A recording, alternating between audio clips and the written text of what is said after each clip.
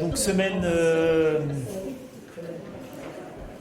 riche qui s'annonce et week-end qui vient de se passer qui a été aussi riche en annonces, en projets et en vision aussi de notre pays. Évidemment, le groupe démocrate soutient complètement et j'ai envie de dire même parfaitement l'idée de consulter, l'idée d'alerter les citoyens sur la situation de nos finances publiques. Je crois et on est assez surpris d'ailleurs que ça étonne un certain nombre de personnes que l'on mette sur la table des sujets qui sont des sujets vitaux pour la France. C'est un sujet vital pour les intérêts de notre pays, cette histoire de la dette. Et donc que l'on sollicite les Français sur la question, j'avoue que j'ai du mal à trouver ça une loufoquerie, comme je l'ai lu porté par certains. D'ailleurs, les mêmes qui réclament tout le temps l'appel au peuple et l'appel à la consultation populaire, etc., etc. Donc nous, le groupe, on soutient. C'est un enjeu, je l'ai dit, majeur pour notre pays. Les chiffres, ils donnent le tournis. Je ne vais pas rentrer dans cette litanie que l'on connaît, mais ils sont inquiétants. Et la question de la dette, c'est pas qu'une question de choix, d'être de gauche, de droite, de dire qu'il faut investir. Évidemment, il faut investir. Et je crois que dans la période qui vient de se passer, on a démontré notre capacité à investir. Mais il faut aussi qu'on ait des marges de manœuvre et qu'on soit en capacité justement de pouvoir emprunter si on en a besoin. Et je rappelle, quand je disais que c'était des chiffres inquiétants, c'est que l'année prochaine, a priori, l'encours de la dette sera égal au budget de la défense, rien que ça, et de l'éducation nationale. Deux enjeux majeurs pour le pays. Donc à un moment donné, il faut que l'on trouve des solutions. Et des solutions, il y en a certainement, parce que je rappelle qu'en 2018-2019, on avait des budgets où on ne dépassait pas les 3% de dette. Ensuite, il y a eu l'emballement Covid, fort logique, et d'ailleurs qui était nécessaire. Et c'est justement la preuve que parfois la dette est nécessaire. C'est-à-dire que quand on a des coups durs, quand on a des réponses à des situations. Donc, pour conclure sur ce sujet, nous, on soutient l'idée d'alerter les Français et d'un moment donné de peut-être trancher une vision globale. Parce que le drame aujourd'hui de notre rapport à la dette, de notre rapport aux finances publiques, c'est qu'on a toujours, excusez-moi, je vais prendre un terme peut-être un peu dur, des politiques à la petite semaine. C'est-à-dire qu'on fait un budget une année et chaque député et chaque groupe d'intérêt dans notre pays défend sa cause en disant ben non mais ça on ne peut pas toucher parce que si on touche ça vous touchez telle politique publique, etc. Et il y a un moment donné il faut qu'il y ait une vision globale avec des choix qui soient des choix engageants, parce que la dette aujourd'hui c'est pour nos enfants, c'est même pour nos petits-enfants et sans doute pour nos arrière-petits-enfants si on ne change pas. Et quelque part c'est aussi une question morale. On doit laisser des marges de manœuvre aux générations futures dans ce pays. Donc voilà, je répondrai à vos questions sur le sujet s'il y en a. On a notre préoccupation, là c'est un petit peu l'embolisation des débats parlementaires. On n'avance vraiment pas vite. Et je pense qu'il faudrait que chacun, chacune, chaque groupe prenne un petit peu ses responsabilités sur la vitesse des débats en hémicycle en particulier. On est à 17 à l'heure là, de moyenne ces temps derniers. 17 amendements à l'heure, c'est vraiment très lent, alors qu'on a des textes extrêmement importants qui arrivent. Évidemment, fin de vie qui va commencer. On peut saluer la qualité des travaux en commission. Ça s'est bien passé de l'avis général et chacun a pu exprimer ses avis, ses opinions, ses convictions sur les sujets. On a ce texte, on a le texte de programmation de l'énergie, la PPE, qui est nécessaire si on veut faire des investissements énergétiques. À partir je crois, du 15 juin ou 16 juin, on ne pourra plus du tout. Et là, on a un vrai sujet calendaire, il faut le faire. Et on a un bel accord qui a été conclu entre les représentations syndicales, le patronat et l'État sur les conditions de travail des seniors, où il y a eu un accord jusqu'à la CGT. Donc, bon, c'est peut-être des textes qu'il faut voir. Et aujourd'hui, vu comme à la vitesse à laquelle on avance, je ne suis même pas sûr si le mois de juillet en entier suffirait. Donc, c'est un vrai sujet et il faut qu'on avance. Est-ce que j'ai oublié autre chose? Non, je pense qu'on peut passer aux questions si vous en avez. J'espère que vous en avez. Sinon, Pourquoi je suis tout seul à parler aujourd'hui? Parce que Perrine Goulet est absente tout simplement, ça arrive. Elle était retenue en circonscription aujourd'hui. Voilà. Il n'y a aucun... Non, c'était pas en circonscription. Elle arrive, elle est à Paris en plus. Elle est à Paris, mais elle avait des rendez-vous jusqu'à aujourd'hui, jusqu'à l'heure de midi. Donc voilà. Ça c'est arrivé que je ne sois pas là non plus. Hein. Voilà. Parmi les textes qui peuvent causer beaucoup de débats d'ici à la fin de l'année, il y a la PPL dite du plomb, mais pour lever les contraintes en métier d'agriculteur, qui commence en commission cette semaine et la semaine prochaine. Comment votre groupe aborde le texte à ce stade sur la question des néonicotinoïdes, mais aussi sur l'eau, sur l'OFB, les articles un peu majeurs du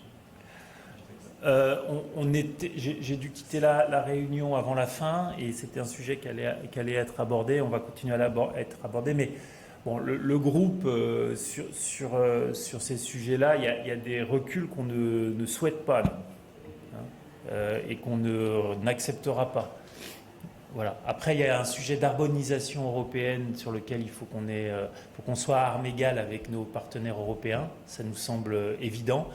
Mais les enjeux qui sont des enjeux des atteintes à l'environnement, la question des néonicotinoïdes, j'y suis arrivé, mon Dieu, n'est pas un sujet sur lequel on ne souhaite pas des reculs massifs sur ces questions-là. Je crois que c'est... on a des enjeux de santé publique, on a des enjeux environnementaux qui sont importants. On a aussi des enjeux agricoles et de souveraineté agricole. Et il faut trouver les moyens de concilier tout ça. Et je suis à peu près sûr qu'on a les moyens de le concilier. On avait réussi à faire un certain nombre de chemins avec les représentants agricoles et puis les représentations citoyennes sur ces questions-là.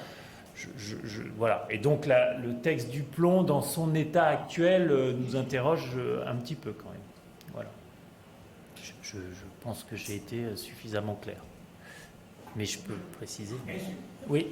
Est-ce que vous souhaitez qu'il y ait dans la suite plusieurs référendums? Le président de la République, semble-t-il, a cette idée. Est-ce que ça vous semble bon? Le président de la République, visiblement, fera une émission la semaine prochaine, c'est ça, hein, le soir, à l'heure, au prime time, comme on dit. Ça faisait depuis 2022 qu'il n'avait pas fait d'émission prime time de ce type-là, donc je pense qu'il aura des annonces à faire. Est-ce que soumettre des questions au peuple nous dérange? Évidemment que non. C'est un des leviers de la démocratie. Et si le président de la République veut, sur certains sujets, interroger les Français, je crois que c'est souhaitable, évidemment. Mais je ne peux pas me prononcer plus que ça pour l'instant, parce qu'on ne sait pas sur quel sujet il veut que l'on se prononce. Mais je crois qu'il y en a. On est dans une période de grandes mutations, de grandes transformations, que ce soit au niveau national, mais dans un contexte géostratégique et un contexte, j'ai envie de dire, géo-environnemental aussi particulier. Donc que l'on soumette les questions aux Français par référendum, moi, ça me choque pas. Par contre, après, on sait parfaitement que dans notre pays, la question du référendum est une question avec on va dire, beaucoup d'affect et beaucoup de politique. Hein. Donc, ça vaut pour la dette aussi. Ça vaut pour la dette aussi, tout à fait. Oui, mais sur la dette, il y a là quelque chose, comme ça me permet de répondre, sur quelque chose aussi qui est de l'ordre du courage. C'est-à-dire que la dette, à un moment donné, c'est sûr que c'est toujours plus facile de dire qu'on va faire des milliards de dépenses supplémentaires que de dire il faut peut-être que nous ayons une nouvelle trajectoire et quelques questions. Mais tout n'est pas une question de sucrer des politiques publiques, hein. La question de la dette, c'est aussi la question de comment on produit et au plus de valeur dans ce pays. C'est ça aussi la vraie question. Et cette question, tout ça, il faut qu'il y ait un débat national, public, pour qu'on trouve les voies et moyens d'y arriver. Parce qu'on peut y arriver, on a des atouts extraordinaires dans notre pays. On reste un grand pays, mais on ne restera pas un grand pays souverain et libre avec une telle dette. Voilà. Le jour où il y a un accident financier, on aura des vrais soucis. Donc il faut régler cette question. C'est une question, et c'est une question, je le dis, pour les générations futures.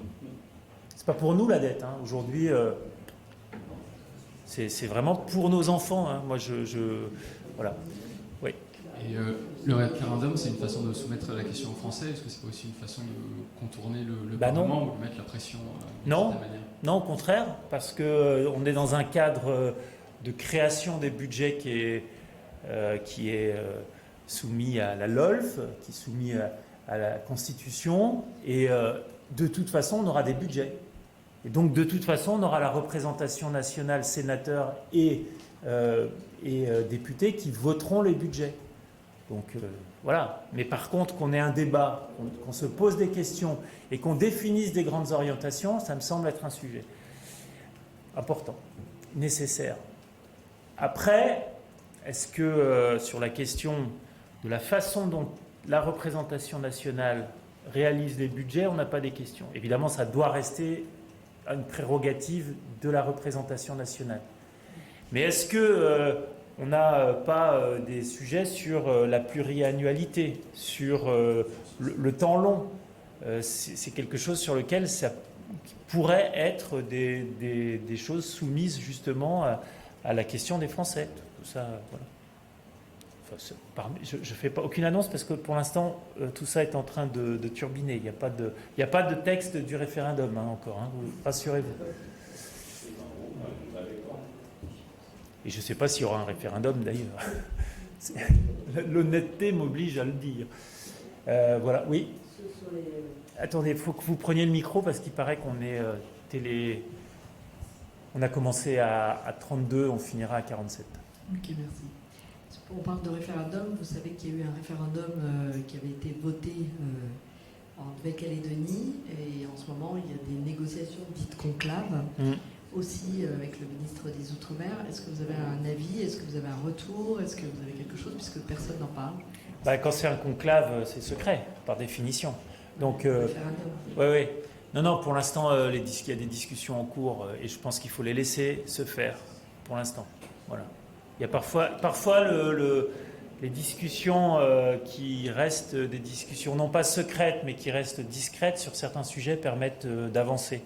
Et vous qui connaissez bien le sujet de la Nouvelle-Calédonie, les accords historiques avaient justement été trouvés à un moment où, à l'époque, Michel Rocard avait dit qu'il n'y avait plus de négociations. En réalité, ça continuait à négocier et c'est à ce moment-là qu'ils ont trouvé les moyens d'avoir cet accord historique. Et donc, il faut aussi retrouver un certain nombre d'accords sur la Nouvelle-Calédonie, évidemment. Et je crois que je fais confiance au Premier ministre, enfin l'ancien Premier ministre Manuel Valls, qui jusqu'à maintenant, sur ces questions-là, semble avoir un écho, une écoute dans les Outre-mer assez intéressante et je crois qu'il faut le saluer. Voilà, on a fait le tour. Voilà, on a fait le tour. Ouais, dernière, rapide, parce que... Si le président de la République, lors de son intervention télévisée, dit qu'un référendum sur le budget, il n'est pas d'accord. C'est donc une initiative terminée. C'est un peu plus compliqué que ça, parce que chacun a besoin de l'autre. C'est-à-dire que la personne qui signe le décret de référendum, c'est le président de la République, mais la personne qui demande les référendums, c'est le Premier ministre et le gouvernement. Donc vous voyez bien qu'il faudra qu'on trouve un moyen d'être tous d'accord sur cette question de comment on fait participer les Français à un certain nombre d'enjeux pour notre pays. Et je ne doute pas d'ailleurs que les enjeux que peut-être proposera le président de la République sont aussi des enjeux majeurs sur lesquels il faut que l'on avance et qu'on tranche les questions. Voilà. Ouais, je suis peut-être dehors je sais pas, ils sont pas là. Si, mais une dernière question rapide, si vous voulez Ouais. bien, pour LCP. Est-ce que François Bayrou a évoqué l'idée d'une loi pluriannuelle d'un projet de loi référendaire dont il s'agirait de mettre des objectifs de déficit? Est-ce qu'on en sait un peu plus sur ses intentions en matière de référendum? Pour l'instant, non. Voilà, ça travaille. Et le groupe Modem a un certain nombre d'idées, on partagera un certain nombre de choses, mais la question effectivement du cap, de la pluriannualité et de la globalité des enjeux me semble majeure sur ces questions financières. On voit bien que depuis de nombreuses années, on n'arrive pas à faire des budgets à l'équilibre parce qu'on n'a sans doute pas de vision globale. Et les coups d'accélérateur sur certaines politiques publiques, puis ensuite les coups, la décélération et les coups de rabot, je crois que c'est une bonne partie des personnes qui travaillent sur les finances publiques le disent, ça ne marche pas et c'est pas comme ça qu'on fait des économies. Voilà. Donc c'est un chantier en cours et que les Français aient toutes les clés pour y participer me semble plutôt un acte démocratique intéressant et fort logique. Voilà.